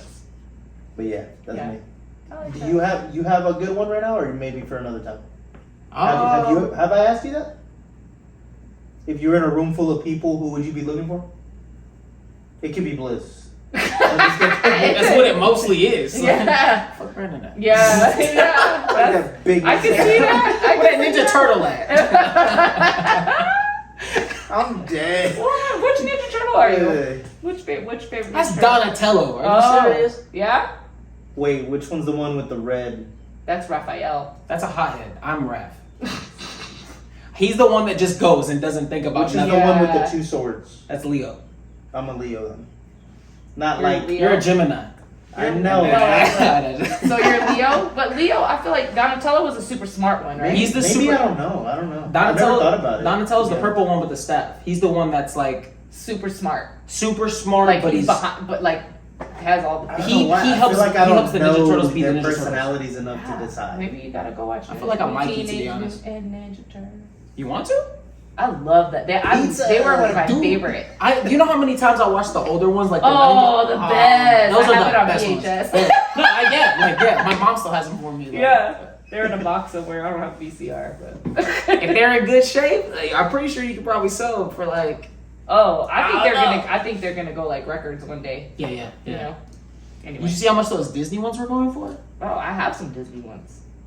Yeah, they have a specific serial number at the end of like the For the big. Disney VCR? Yeah, like like- you know the big white cases. Yeah, The yeah. I plastic have cases? those. Yeah, They're like, worth money, those are worth money. Like, We bruh. used to have a lot of them. I don't have any anymore. Bruh, I need to dig those up. I'm telling you, If you have some of the original print ones, Yeah. like the first ones, I'm saying, you're looking at a couple. you might million. have an investment I'm sitting not in a playing. box. You know A what I'm saying? couple mil, Yes, bruh. for a VHS. I'm looking this up I right said when I I get said a home. VHS. Like I'm not even playing. Wow. That might be like a rare few. Yeah. But you might It's have a gotta rare be crisp. You know? Yeah. I gotta check that out. If those are like rated like a I feel like 9.5. I did hear that why I wanted to keep them, but like I never looked anything further. Mhm. And that was Now years you know, ago, eh? so probably worth more now. I bet VHRs are probably worth a lot now. Like that.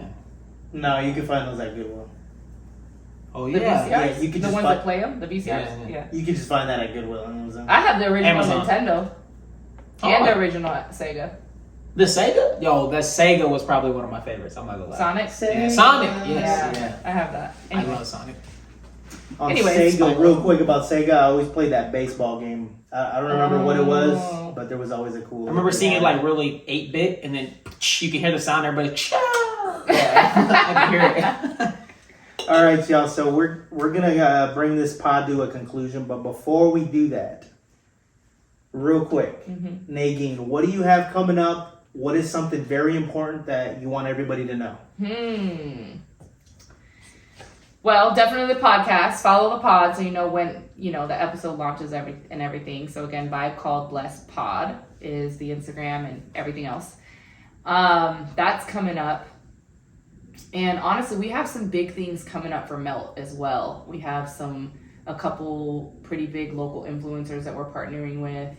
We're working on getting on the news. Yeah. So my biggest focuses right now are the podcast and how I can make an impact and growing our family business. So Nice. yeah. That's beautiful. Well, I'm excited to hear the pod. We'll see if I ever need some liposuction.